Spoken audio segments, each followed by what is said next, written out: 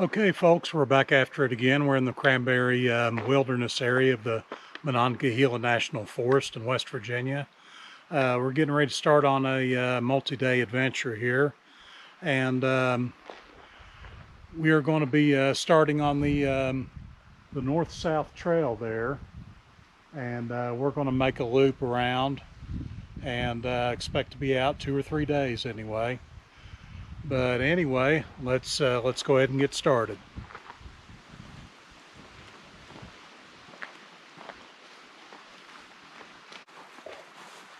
And it looks like we've come upon a signpost area here.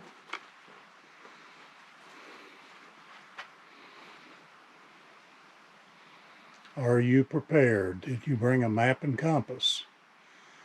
No compass, but I have all the rest.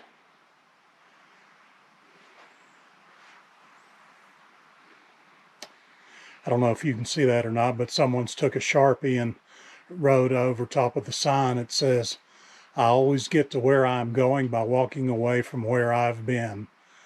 And I guess they're quoting Winnie the Pooh.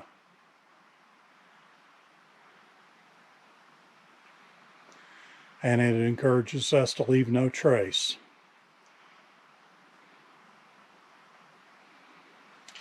And we've also got some other suggestions here.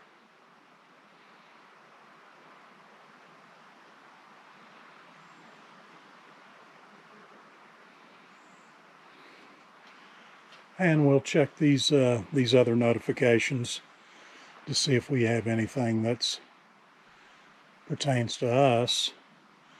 We won't be fishing, so we don't need to know anything about the brook trout.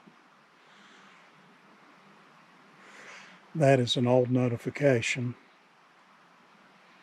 dating 2011, so that's from 10 years ago.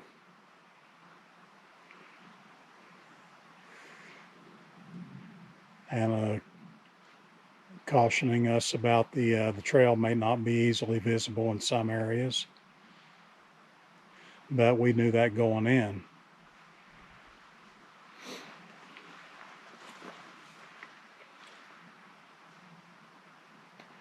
Okay, I don't see any updated notices about bears or anything, so I reckon we'll be on our way.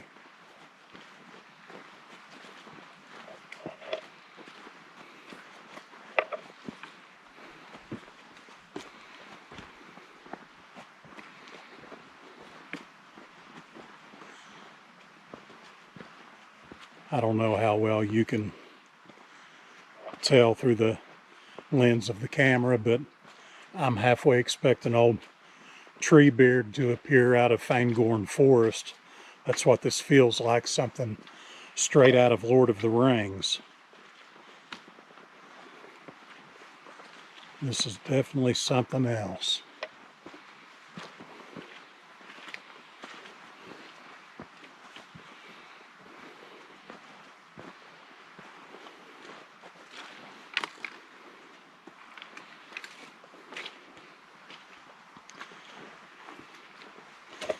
But they are definitely right about being sure you have a map and compass or GPS or all of the above, because there is no cell service out here whatsoever. So if you choose the electronic route, to be sure that you download all of your maps in advance.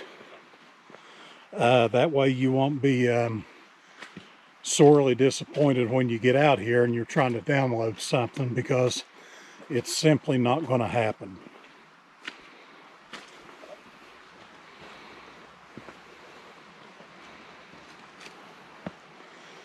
And we've got our first bog of the trail. That didn't take long. See if we can pick our way through this thing.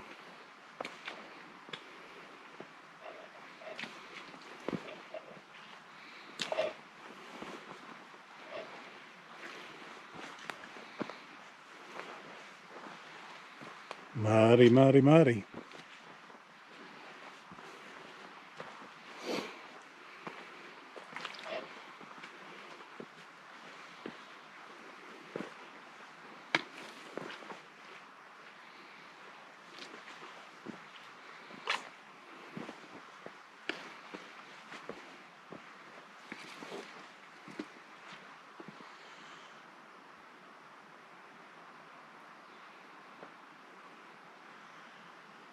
even though it's in the same national forest. There's a big difference right here between Dolly Sods and Cranberry Wilderness, at least in this particular section. Now, Dolly Sods has its share of wooded areas, but not like this.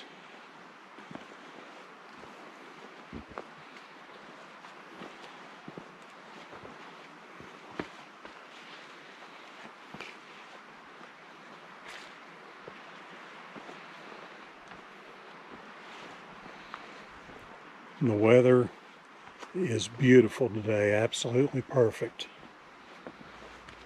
It's probably 10 degrees cooler here than it is back in my house, which is understandable because of the elevation gain. Okay, we've come to our first intersection in the trail here. We've got a sign that says North South Trail and the Scenic Highway, going back the way we came. That's where we came from. And now we have a choice. We can continue on the North South Trail, or we can take this trail, I believe this is called the North Fork Trail, and because we're going to loop around, we will come back to this point again and then access the car. While I was doing research for the trail, I noticed that this way seemed to be a bit tougher and less water, and I'm carrying about 3 liters of water right now, so I have plenty. So I think I'm going to knock out the harder part first while I'm still fresh. That way it'll be easier going as I'm into day 2 and day 3. So I believe that's what we're going to do. We're going to go on this way.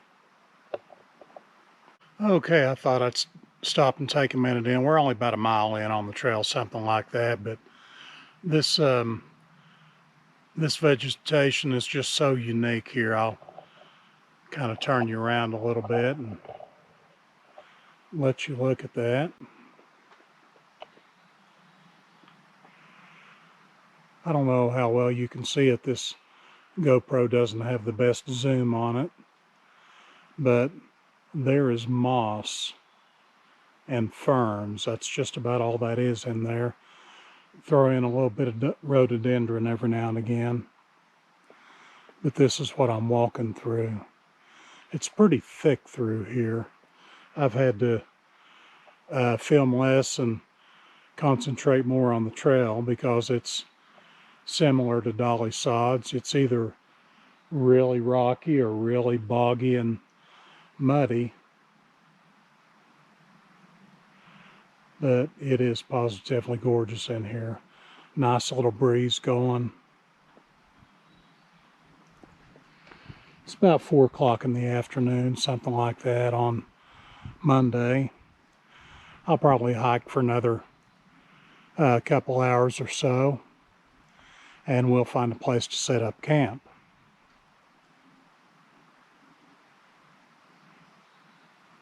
And that's the direction we're going to be traveling. So we'll go ahead and get on with it and make a mile. Okay, I think you can get a little bit better look at the moss and the trees.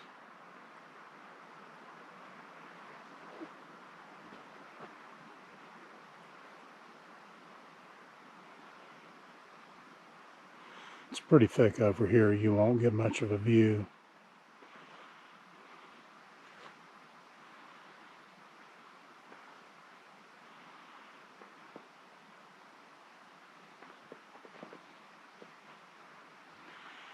And that's where we came from up there. You can see the trail's kind of thick through there.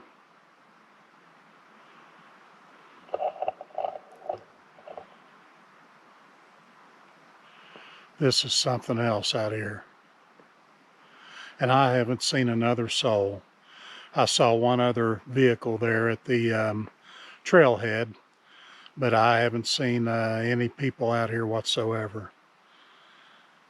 And it's a shame too, because I mean, it's good for me because I come out here, I kind of like the solitude, but I'd like to see other people get the same enjoyment as I get. And I kind of feel bad for them in a way. But you're out here with me and you're getting to see all this, so we'll go ahead and get back after it. We are going that way. Okay, don't know how well you can see this through here, but man, this trail really got thick.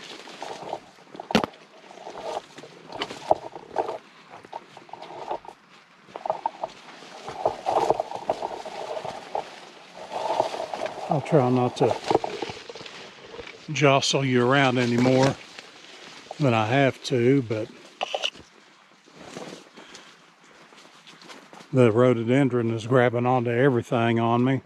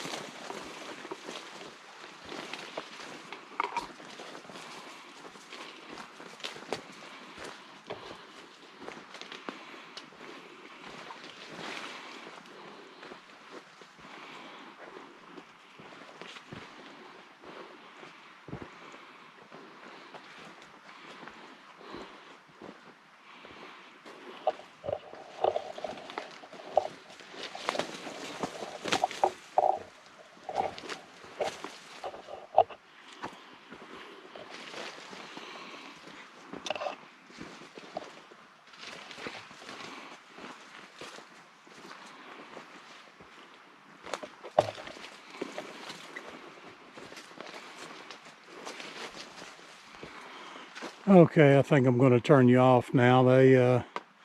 It's kind of hard to navigate through here and hold the camera at the same time. Okay, I think we found camp for the night. I'm not sure how many miles I've walked today, but it was a pretty tough go. It was uphill through a lot of really thick brush, and I've topped this mountain here, probably around 4,000 feet above sea level, something like that. But anyway, got a nice little fire ring here, a nice little open area. Should find a spot flat enough to get a good pitch on my tent. But anyway, we'll go ahead and get camp set up, and we'll fix us something to eat.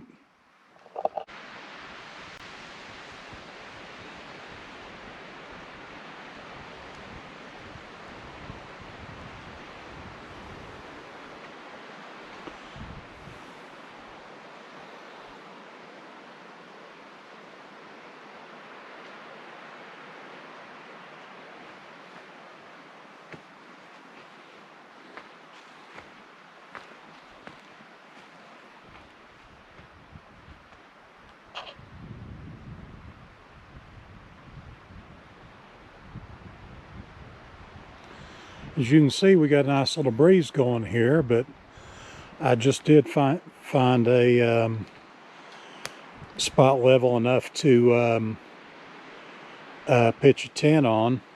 You've got to be careful where you pitch your tent at, because if it's you're never going to find a spot perfectly level, only in a like a state park campground or something like that. But it's got to be level enough to where you can stay on your sleeping pad.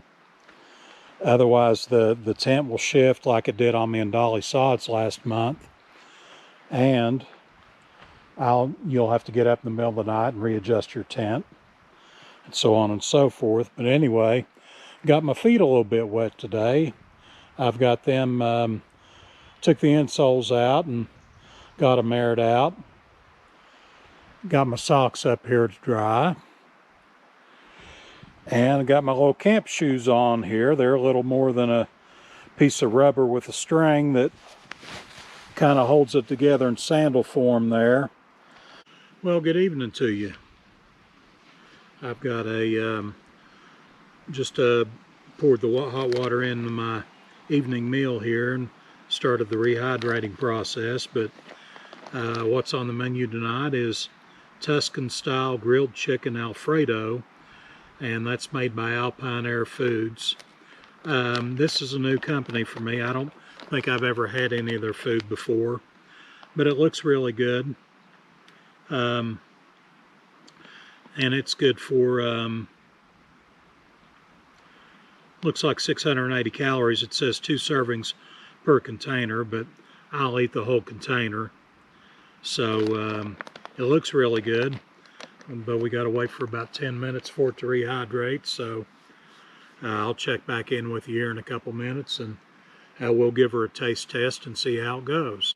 Okay, I'm back with you now. We've got our food dehydrated, and I've given it a good stir, and it sure does look good. I don't know how well you can see that or not. Let me see if I can get over there to where you might be able to see it a little bit, but it's got actual chunks of chicken in there instead of just chicken flavoring, and it sure does look good. We'll give it a taste and see if it tastes good.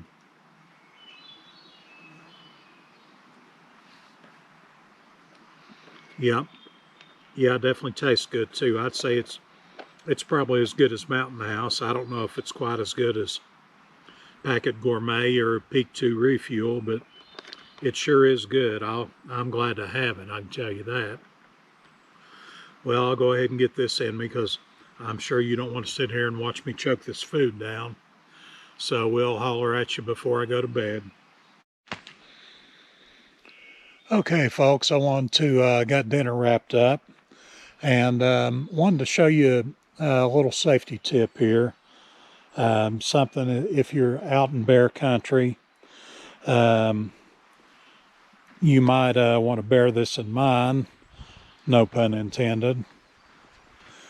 But anyway, I don't know if you can see it from here because the woods are a bit thick, but let me show you. We'll walk over here to it.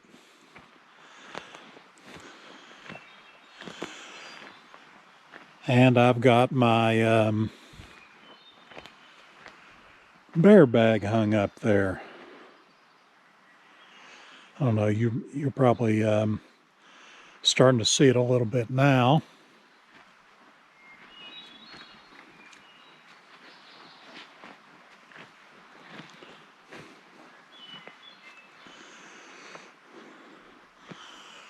Got him all the way up there in the air. I carry a just a little bag with a gathered end. That way I can drop a rock down inside and I can hook onto that rope there. And I can just throw it over a tree limb there and drop the little bag down, and then hook the food bag on and pull him right up there in the air. That's probably a good, I don't know, I'd say 10 feet up in the air, which would probably protect it from any bear in this area. Now, of course, you go out west and get into grizzly country, that probably wouldn't be enough. But I think for our purpose here today, it should be about enough. And kind of show you what I've done there. And then I've got the rope ran here to the other side. You can see him right there. And that rope also glows in the dark too. And whenever I chose that food bag, I chose that particular color because whenever I wake up in the morning and got one eye open, and I haven't had my coffee yet. I wanted to have my food and coffee in a bag that I could actually see. So that was the reason for the bright colors on that. But anyway, you can see where camp is over there. I've got it a good distance. I've probably got it, oh, I'd say not quite. I don't think that's 100 feet, but it's probably 75 feet anyway. It's a pretty good bit away. But you want that because you don't necessarily want bears right in your camp if you can help it. So that's the reason that we carried it off a little ways to hang the bag up there. But I just wanted to show that to you. So if you ever happen to venture out this way or out into bear country a little bit, none of these steps are a guarantee. But if you keep a clean camp and keep your food put up the way that you should, you can sure minimize your risk. But anyway, that's I just wanted to show you that. And the sun is almost set. I don't know if you can see the sun or not through the trees here.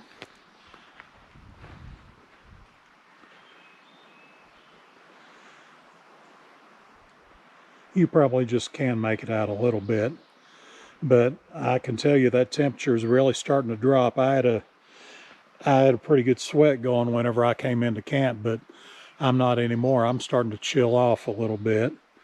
So I think I'm going to put my toys away, and I think it's about time for bed. Might stretch out there in the sack and do a little bit of reading. But anyway, I'll say goodnight to you now, and we'll talk to you in the morning.